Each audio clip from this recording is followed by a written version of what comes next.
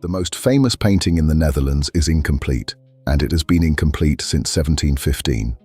The missing pieces have never been found. Stand here with me a moment. This is Rembrandt's Night Watch, finished in 1642, and beside it, a small copy made in his own lifetime, which shows more painting than the original does.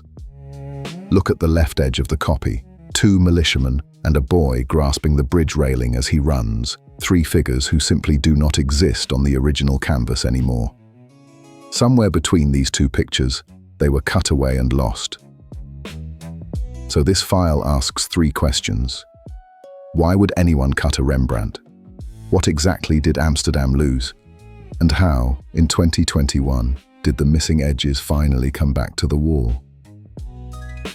Let's begin with the version we all learned, because it deserves to be told properly.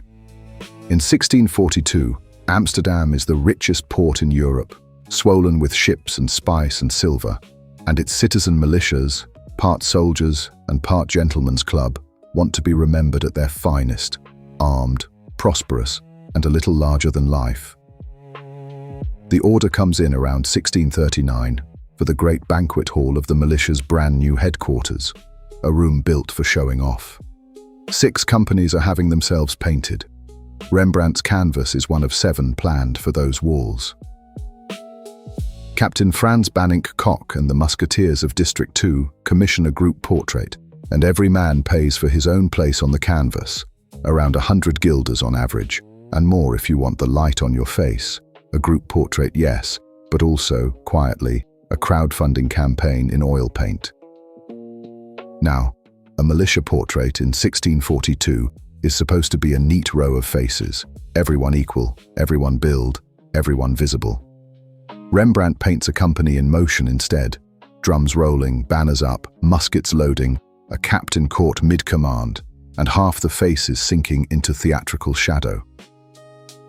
It is enormous even by the standards of the genre, nearly 4 meters tall, 4.5 wide, over 300 kilograms of oil and canvas, a wall of movement where a class photo should be.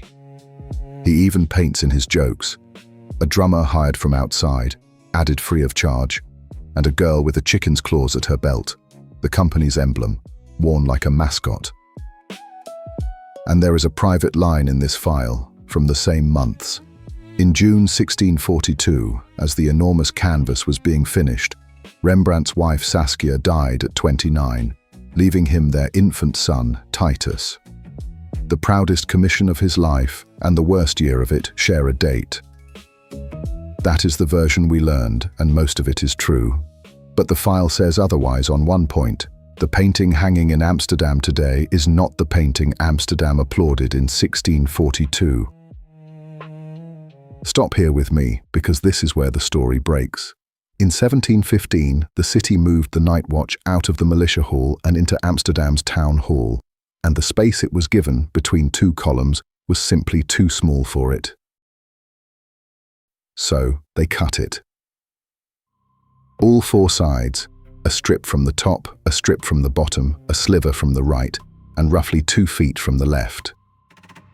The 2 militiamen went with that left-hand strip, along with the running boy and his railing.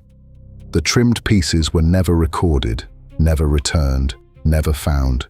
A Rembrandt, cut like carpet to fit a wall. There is even a small confession hiding in plain sight. The shield on the back wall, carrying 18 proud names, was added by a later hand, decades after the paint had dried, around the very years the canvas was being trimmed. And how do we know any of this? Because of the small copy, painted by Gerrit Lundens before the cutting, and now the only surviving record of what the full composition looked like, a canvas barely a meter wide, doing the remembering for a canvas of 4. Once you are looking this closely, the file gives up a second secret. There is no night in the night watch. It is a daylight scene buried under darkening varnish. The name only took hold near the end of the 1700s, long after Rembrandt died in 1669. The file also records 3 attacks on this canvas: a shoemaker's knife in 1911, a bread knife in 1975 that left zigzag cuts up to 30 centimeters long, a spray of acid in 1990. Twice that thick varnish took the blow and held in 1911, and again in 1990, when an attendant reached the acid within seconds. The 1975 cuts went deeper. Years of restoration closed them, and the scars are still in the canvas, if we look for them. Now step back with me and look at the whole life of this object. It survived the wall in 1715, 3 blades and 1 bottle of acid, and the Second World War, taken off its frame, rolled around a cylinder, and hidden 35 meters underground near Maastricht from 1942 until the war ended, where the rolled bundle was turned regularly so the paint would not fuse to itself. The object kept moving, and the country kept rebuilding itself around it.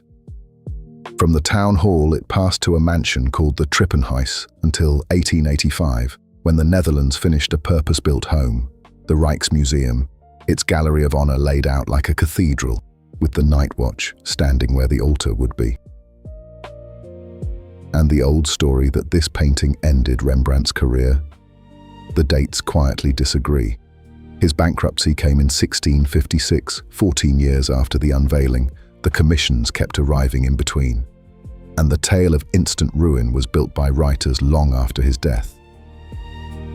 Then, in 2021, researchers taught a computer the Lundens copy and Rembrandt's own brushwork, rebuilt the missing edges, and hung them beside the original. The 2 militiamen and the boy back on the wall, 306 years after the knife. The printed panels were fitted around the canvas on all 4 sides, so that for one summer, visitors saw the painting Rembrandt actually composed. Today it sits in a glass room inside the Rijksmuseum, in full view of anyone who cares to watch. An examination with its own name, Operation Night Watch, running since 2019 as the largest study this painting has ever received.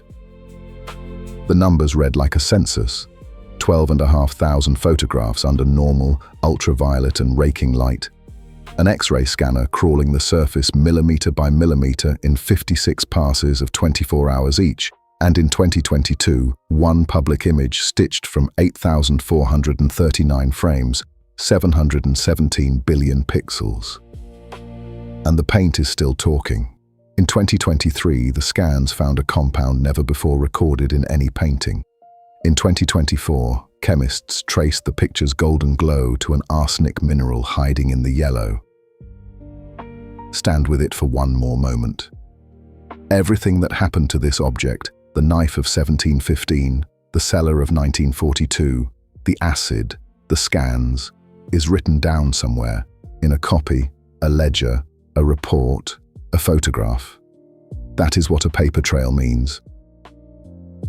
So the most famous painting in the Netherlands is incomplete, and somehow more complete than it has ever been. The painting stays the same. You won't. Next time, we open a file that is mostly an empty frame, a Rembrandt seascape that vanished from a Boston museum in 1990 and has not been seen since. Thank you for watching. This was the story behind the painting, and I'm Marcus Rowe. The next file is already waiting on your screen. Until then, keep looking closer.